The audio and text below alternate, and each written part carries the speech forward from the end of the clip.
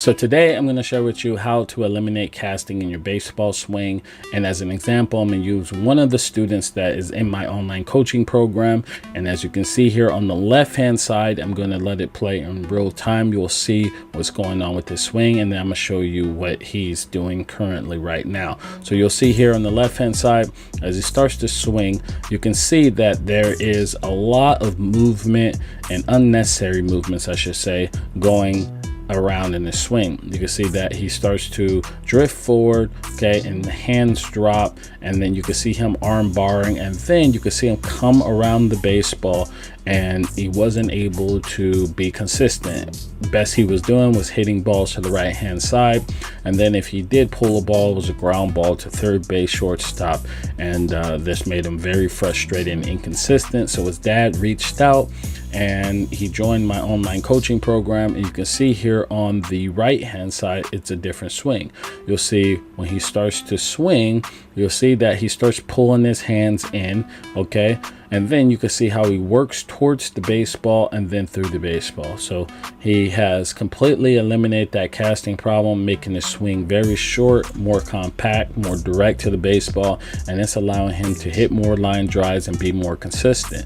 And this is the truth, and I'll prove it because here's what his dad just sent me. His dad said, "Sorry for the delay in sending over some progress videos. Cole's been doing the drills, still 2 to 3x per week, but we haven't had time to do the videos." And what he means is sending me videos so I can look over them, because that's a part of my coaching program. He says he has seen major improvements in his game. At bats, he is way more comfortable at the plate and has been attacking the ball and hitting balls harder. In one of his travel games last week, he actually hit one off the fence, just missing the home run by less than a foot. So as you can see, he's a completely different hitter. And so I'm going to share with you exactly what we did, and these are the 3 things that will help you to eliminate casting. Okay, with that said, let's jump into it. So the first thing we did was we got him to choke up. Now, a lot of kids hate choking up. Now, I explained to Cole, I said, "Cole, you're not going to choke up and hit like this forever. All I want you to do is choke up just so that you learn how to control the barrel." Because the thing about hitting is that when you look online, you're seeing that they're teaching you the A swing, right? They're teaching you the swing that allows you to hit doubles, to hit home runs. And the A swing is just that, your best swing, right? But over a course of a season, you're not taking all your swings being your A swing, because there's times where you're going to face pitchers and you're not going to see them well. There's times when your body is not comfortable in the batter's box. There's times where you're just not hitting to your full potential, and that's baseball. And that's when you need to be able to control the barrel and still get the job done. So I had him just so that he was able to control the barrel and learn where it's at all times. Players like him need to know how to do that, and I see it with a lot of players. They struggle with this. So I had him choke up, and this helped him to be more consistent because now his barrel was a little bit shorter. He was able to hold it, and he was able to control it. Now if that pitch is away in, he knows where that barrel is, it's close, and he's going to get the ball to it so he can hit it hard and give himself a better chance. So that's the first thing we did, and it's one of the things I highly recommend you do, is start with choking up, learning where the barrel is, controlling it at all times, knowing how to get it to where you want it to get it, pitch by pitch, and then slowly start working down. And this is exactly what I told him. Start working down until you get to the bottom of the bat. Now, right now, he's in a stage where he has to have it choked up. Okay, and as he gets better and he starts hitting the ball more consistently, then he goes down a little bit more, and he keeps going down, and then he goes back to this right here where he's all the way down at the bottom. Okay, so that's the first thing we did, and it's basically helping him out a lot. So the second thing we did, we got him into a better launch position. And if you don't know what the launch position is, it's when his front foot hits the ground, okay, starting to hit the ground, then you're in this position. And it's a super important position. Now, in hitting mechanics, you aren't always going to get into the best positions, but our job is to try to get into the best position to give ourselves the best chance to hit. And the launch position is just that. It's that position that you really want to focus on at the youth level. And a lot of kids struggle with this. They struggle with getting into the launch position. What tends to happen is that they start striding and you'll get their hands drop, or you'll see their hands start leaking forward, and then you're going to get a lot of weak contact. And like I told them, I said, hey, we need to continue to work on that launch position, because it's super important for him to get his A swing off, his best swing, the swing that allows him to hit the bottom of the fence, like his dad was saying, right? We have to get him into that position as often as we possibly can. So we worked on it, and you can see here how he's very, very long, and there's a lot of unnecessary movements, which I'll talk about in the next key. And he's just not in a good position, and this causes him to come around the baseball, roll over, get weak contact, and not be able to hit as consistently as he wants.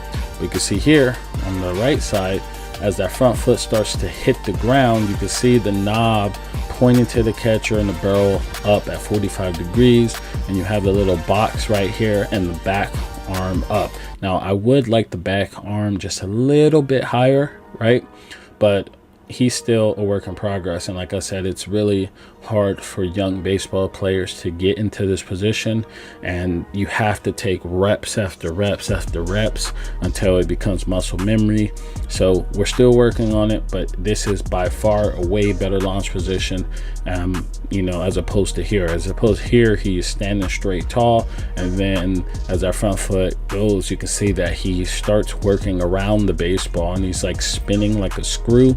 And you can see over here, he's working inside of his body. Just because he's in this position, now he's able to pull his hands in, as you can see right here, and then get to the baseball and be more consistent, more direct, and hit on the sweet spot more consistently, just because he's giving himself a better chance. So that's the next thing that we did. We got him into a better launch position, and we focused on that. We focused on that launch position because it's super important. We need to get ourselves in a good position, okay? A good position to hit. And so the next thing we did was eliminate space, right? Growing up, I didn't have good coaching, and the natural tendency when you start playing baseball is that you start to swing and you try to get a lot of space. And you can see right here, this is what happens. He starts to swing and there's just a lot of space going on, and it's starting to get that bat drag thing, the thing that we don't want. And then he's working around the baseball, and it feels like you're being explosive, but the ball's not going anywhere, right? And so that's the natural tendency, and I used to do it as well. I think everybody who's played this game has swung similar to this. But what we want to do is we want to eliminate space. And so what I wanted to do is get him in a position of creating that compact swing.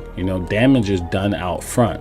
So if we look right here, you see how he pulls his hands in. Okay, again, we're eliminating that space. Back here, he is creating a lot of unnecessary movements. If we can turn this video, which I don't have right now, you'll see that the bat is going way back and around, right? So there's a lot of unnecessary movements. And again, the ball's coming this way, and he's working all the way around here, and then he's arm barring, and then he's trying to get to the baseball, right? And we want to get the baseball out front. That's where damage is done, right? So if we look right here, you can see how now he's pulling his hands inside his body. As I like to say, most people say inside the baseball. I like to say inside the body. So you can see he's pulling his hands inside of his body. And why I say that is because you can look at his shoulders. His shoulders are squared towards the pitcher, or somewhat square right now. And then you can see how now he pulls his hands inside, and look at his shoulders. They're pretty square still. And then they just rotate, okay, and replace each other, right? So he's working more like this as opposed to working like a door.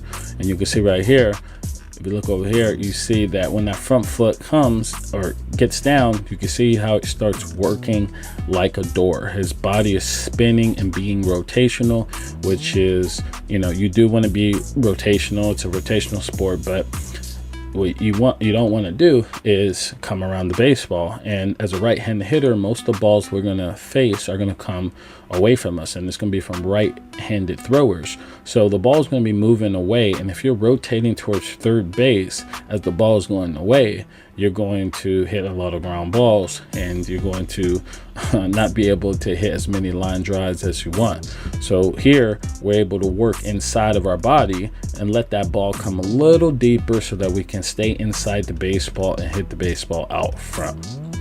So those right there are the 3 keys that helped him to eliminate casting and allow him to hit a baseball to the fence, as his dad mentioned. And he wasn't doing this before. This is what he said, and he's been having major improvements to his game, and I'm just happy to be a part of his journey. So with that said, if you're interested in online coaching, if you're interested in taking your game to that next level, link is below. I'll give you a free swing breakdown. I'll break down your swing, telling you step by step what you need to do to hit more consistently and with more power. So take advantage while you can. And if you enjoyed this, hit that like button for me and subscribe to the channel if you're new here. Thank you so much for watching.